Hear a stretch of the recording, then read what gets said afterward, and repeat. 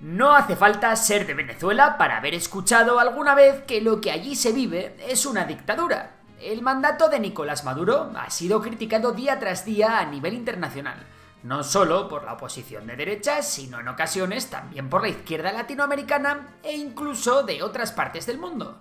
Las malas condiciones de vida que existen allí, la represión gubernamental y la concentración de poder en la figura de Maduro nos han planteado varias preguntas.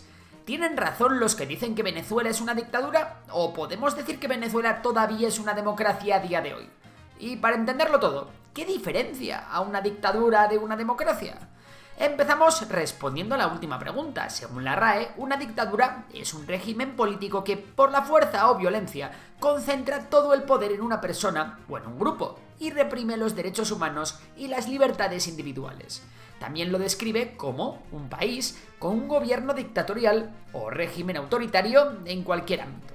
Por otra parte, una democracia es un sistema político en el cual la soberanía reside en el pueblo y que tiene garantías como elecciones justas y transparentes, mecanismos de rendición de cuentas, pluralismo político, Estado de Derecho garantizado, respeto por los derechos humanos y libertades civiles y, por supuesto, la separación de poderes. Y ahora vamos a ver hasta qué punto Venezuela se ha dejado los deberes por hacer en todos estos temas. Es importante que entendáis también que en el amplio espectro entre una democracia liberal y electoral y la dictadura más autocrática del mundo, como puede ser la de Turkmenistán, por ejemplo, hay muchos grises. Así que en este vídeo vamos a explorar en qué grado entre la autocracia y la democracia se está moviendo la Venezuela de Maduro. A lo primero que vamos a ir es a la separación de poderes. ¿Tiene Venezuela realmente una separación entre el poder judicial, legislativo y ejecutivo? Pues la verdad es que hay indicios que nos hacen pensar que esta separación no es lo que debería. A partir de 2015, la oposición al chavismo recuperó el control de la Asamblea Nacional, que estaba en manos de la oposición. La Asamblea Nacional no es otra cosa que el Parlamento, o mejor dicho, la institución que se encarga de emitir las leyes. El poder legislativo de toda la vida, vamos. Eso sí, antes de que la oposición lograse recuperar este poder legislativo, la mayoría chavista aprobó en sesiones extraordinarias a 13 de los 32 magistrados que componen el Tribunal Supremo. El Tribunal Supremo es el máximo representante del Poder Judicial, que es aquel que se encarga de velar por el cumplimiento de las leyes. Con estos nombramientos express e in extremis, Maduro consiguió balancear la pérdida del poder legislativo con un aumento en el poder ejecutivo. El último de los tres poderes es el ejecutivo, que es el poder que controla directamente el gobierno de Maduro.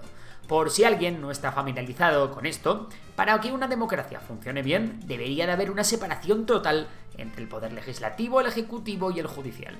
Pues bien, a partir de este episodio que os hemos contado, el tribunal sirvió como un instrumento en manos del gobierno para obstaculizar las decisiones del poder legislativo. Y de hecho, en el año 2017 llegó a declarar a la Asamblea en desacato. Posteriormente, Maduro convocó lo que se llamó una Asamblea Nacional Constituyente, un nuevo órgano encargado de redactar una nueva constitución para Venezuela que nunca se llegó a presentar. En esta Asamblea Nacional Constituyente, en la que se celebraron elecciones, pasó una cosa muy particular. La oposición venezolana y muchos ciudadanos consideraron que esta asamblea era una maniobra de Maduro para consolidar su poder y se negaron a participar en las elecciones, calificándolas de no legítimas. Con ello, la asamblea acabó por formarse solo por diputados chavistas, y esto le dio un poder descomunal a Nicolás Maduro. Con este poder, Maduro pudo aprobar las leyes que quería, sin pasar por el legislativo, y tomó decisiones importantes como destituir a Luisa Ortega Díaz, una fiscal que se oponía al gobierno de Maduro. Esta Asamblea Nacional operó hasta finales de 2020, cuando fue reemplazada por una nueva Asamblea Nacional en unas elecciones que fueron muy cuestionadas por la falta de transparencia y porque para aquel entonces Maduro había adquirido aún más poder de una forma un tanto cuestionable. Bueno, ya hemos visto que separación de poderes no hay mucha, pero ¿qué hay de los derechos humanos? Pues a día de hoy, según Amnistía Internacional, la mayoría de la población venezolana lo tiene muy mal para alimentarse. El 25,7% de las familias hacían menos de 3 comidas al día, el 22,8% pasaban días sin comer y el 74,5% carecían de acceso regular a agua potable. Y es que allí la situación de pobreza es muy grave. Según diversos informes recientes, aproximadamente el 82% de la población vive en condiciones de pobreza y el 53% en pobreza extrema. Todo esto ocurre con los sistemas de salud pública colapsados. La situación ha llevado a que muchas personas recurran a trabajos informales o incluso riesgosos para subsistir, con alrededor del 32,1% de la población involucrada en trabajos precarios y un 18% en actividades ilegales. Por otra parte, la represión es un hecho. Venezuela es testigo de detenciones arbitrarias y desapariciones forzadas. El mismo gobierno admitió 455 casos de desaparición forzada desde 2015, en su mayoría no resueltos. La misión internacional de la ONU señaló crímenes de lesa humanidad allí, y la Corte Penal Internacional abrió una investigación pese a los intentos del gobierno de suspenderla. Esto es muy triste, ya que Venezuela es el primer país de Latinoamérica investigado por la Corte Penal Internacional. Por supuesto, lo de que no se respeten los derechos humanos no es algo exclusivo del gobierno de Maduro, y tampoco es algo que no ocurra en otros sistemas que consideramos más democráticos. Pero que esto ocurra tampoco aumenta la calidad democrática del país. En Venezuela existe una gran polémica con los centros de detención, debido a las pésimas condiciones de hacinamiento y las condiciones sanitarias. También se denuncian abusos, torturas y malos tratos en lugares donde la impunidad prevalece. En otro orden de cosas, la represión de protestas antigubernamentales ha resultado en numerosas lesiones, detenciones e incluso muertes. Fuerzas de seguridad, incluyendo la Guardia Nacional y la policía, han utilizado un uso excesivo de la fuerza y armas de fuego contra manifestantes desarmados. Por otro lado, una gran cantidad de migrantes han sufrido detenciones arbitrarias y devoluciones. Además, varios líderes políticos han sido encarcelados, puestos bajo arresto domiciliario o inhabilitados por sus ideas o acciones contra el gobierno de Maduro. Y no es que nosotros seamos muy fans de muchos de estos opositores. No obstante, que existan presos políticos es algo que nunca es un buen indicador. Eso sí, en 2023 se lograron algunos acuerdos políticos entre el gobierno y la oposición para facilitar un entorno más democrático de cara a unas próximas elecciones. Estos acuerdos incluyeron la liberación de algunos presos políticos y la promesa de llevar a cabo elecciones más abiertas y justas. Pero no nos adelantemos con eso, que luego vamos a llegar a este punto. Todo lo que os hemos contado es algo que sin duda daña la libertad de expresión en el país. Sin embargo, es importante comentar que en cuanto a los medios de comunicación se refiere, la cosa tampoco es que esté muy bien. A pesar de que hace unos años existían bastantes medios de comunicación opositores al gobierno, de hecho, había incluso más medios opositores que oficialistas, desde 2017 con la aprobación de la Asamblea Nacional y la aprobación de la Ley contra el Odio, se han ido reduciendo cada vez más estos medios, y cada vez son más los que están en manos del gobierno. Esto por no hablar de las emisiones constantes de discursos del presidente que les caen a los venezolanos varias veces a la semana. Para que os hagáis una idea, en 2017 Maduro acumuló más de 200 horas de transmisión y los venezolanos que no tenían acceso a la televisión por suscripción no pueden escapar de la constante propaganda en las televisiones oficiales. Otro punto en contra de darle al gobierno de Maduro la categoría de democracia es el apoyo del sector militar. La resistencia interna del chavismo en Venezuela se ha basado en el apoyo de los militares a la revolución bolivariana. Este apoyo tiene sus raíces en los intentos de golpe de Estado liderados por Hugo Chávez y otros oficiales en 1992. Desde su primer mandato, en el 99, Chávez promovió el carácter militar de su revolución socialista.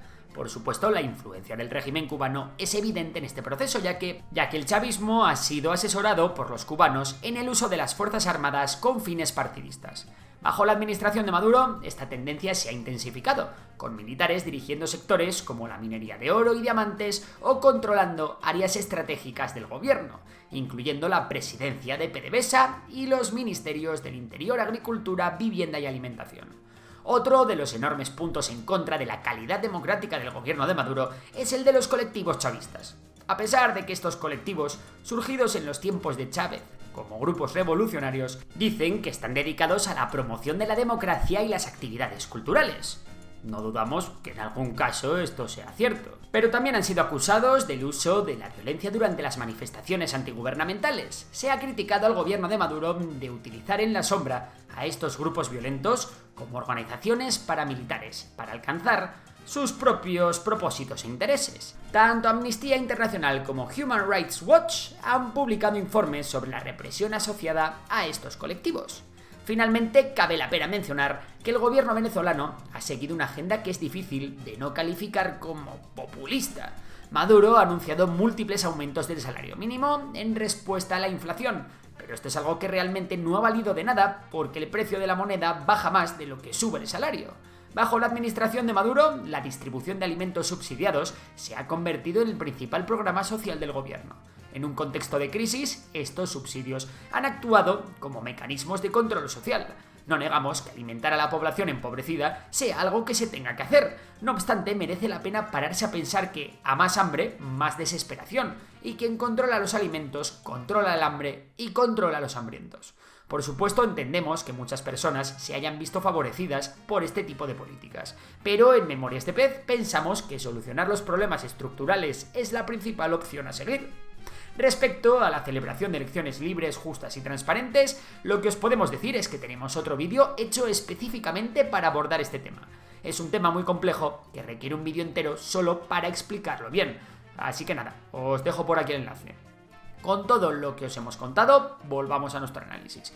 En resumen, las claves principales que han mantenido en el poder a Maduro son las siguientes. El control del aparato institucional mediante el control del Tribunal Supremo, limitando la separación de poderes. La lealtad de las Fuerzas Armadas, que ha conseguido mediante la militarización del gobierno. La represión civil y la disminución de las libertades de expresión. El empleo de medidas populistas. Y bueno, el tema de las elecciones, del que tenéis otro vídeo ya en el canal. Dicho esto, creemos que Venezuela es un país en los que hay niveles insuficientes de libertad de expresión y la separación de poderes está gravemente comprometida. Además, es una cosa que ha ido a peor en los últimos años, y si no se implementan acciones determinantes, quién sabe cómo acabará el país, aunque visto de otro modo, es difícil pensar que acabe mucho peor. En conclusión, nosotros consideramos que hasta ahora Venezuela está más cerca de una autocracia electoral que una autocracia totalmente cerrada, lo que sería una dictadura, vamos. En Latinoamérica la única autocracia electoral cerrada sería Cuba, y tampoco es que existan claramente otras autocracias electorales. Podemos decir que Venezuela es el país menos democrático de Sudamérica, y todo esto se debe en gran medida al propio Nicolás Maduro en persona. Por supuesto, tras estas últimas elecciones, Maduro ha dado un paso de campeón para parecerse más a un dictador que a un presidente. Si las elecciones no se respetan y no hay una auditoría clara, limpia y transparente, que parece que no la va a haber, la autocracia ya no se podrá considerar electoral, sino una auténtica dictadura. Y con esto llegamos al final del vídeo, pero antes queremos dejar una cosa clara. Nosotros estamos a favor de la democracia y rechazamos cualquier atisbo antidemocrático, no solo en Nicolás Maduro, sino también si se pudiera dar en la oposición. Estamos en un momento de polarización enorme y en contra de la tesis de yo o la sangre que manejan algunos políticos, nosotros buscamos la conciliación y la lucha frontal contra quien no cumple con los derechos humanos, ya sea invadiendo países o destrozando a sus compatriotas. Y dicho esto, ahora el turno es para ti. ¿Crees que Venezuela es realmente una dictadura? Nos vemos en los comentarios. Si te ha gustado el vídeo, ya sabes que puedes darle a like y suscríbete porque seguiremos cubriendo este conflicto de Venezuela. Por lo demás, un saludo y hasta la próxima.